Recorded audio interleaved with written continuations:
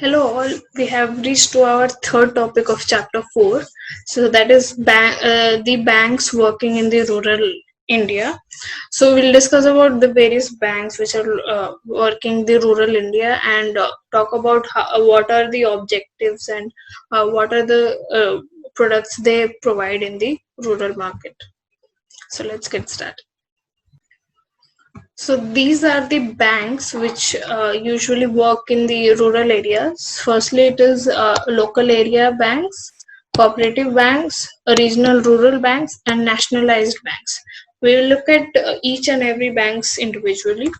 So first it is local area banks. So the direction of this bank was given so that the rural saving could be mobilized by the local institution and providing them investment in the local areas. So it was expected that LAB's labs could bridge a gap uh, in between availability of credit and strengthening the framework of institutional credit in the semi-urban as well as rural areas. So the current functioning local area banks in India are coastal loan area bank. This is the first local Indian bank which was approved by RBI, and this bank is private.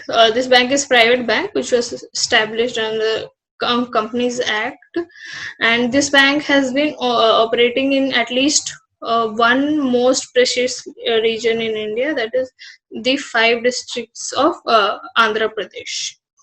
Then Shubhadra Local Area Bank Limited. So this bank was incorporated on July 10th in 2003, and it received a banking license from RBI for working as a lab for 5 districts in Pune, Satra, Balgaon, Kolhapur, Shangli. So in these districts, it has been working.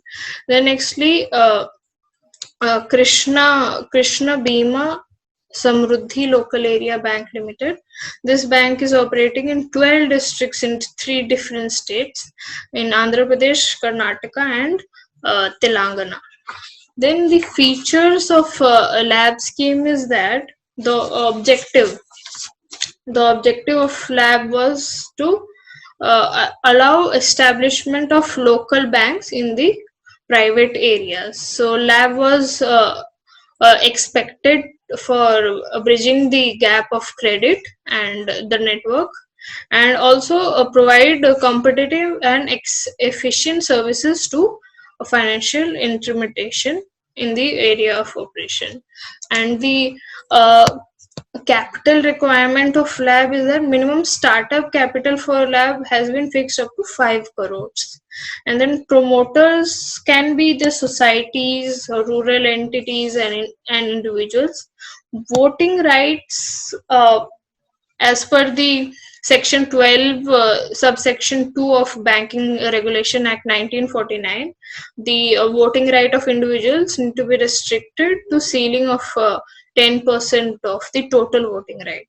Then area of operation is obviously restricted towards maximum of 3 geographical contiguous districts, and it is mostly for local consumers in semi-urban and rural areas.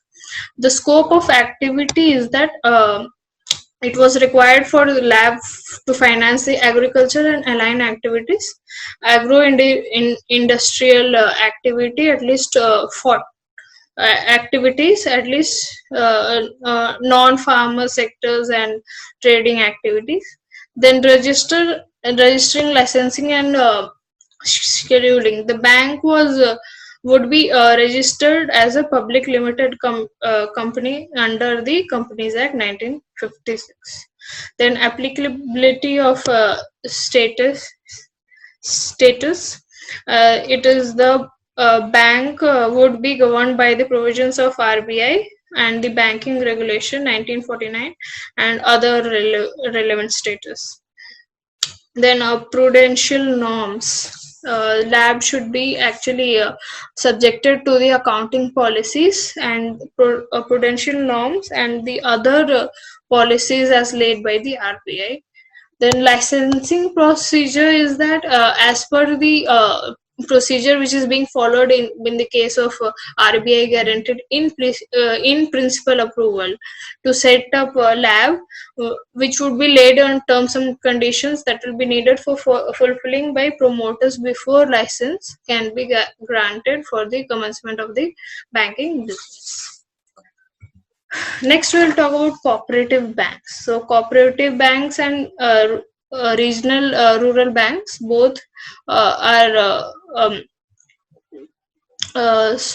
more than 50% of the rural credit has been dispersed by both this cooperative banks and rural regional rural banks, and NABARD is responsible for regulating and supervising the functions of these cooperative banks and RRBs. Then this is the structure of cooperative bank. So this comes in under urban and this comes in rural. So mostly we will see about short term and long term. So in short term, the agriculture credit institutions cater to financial needs which are short term in nature and have a three-tier structure.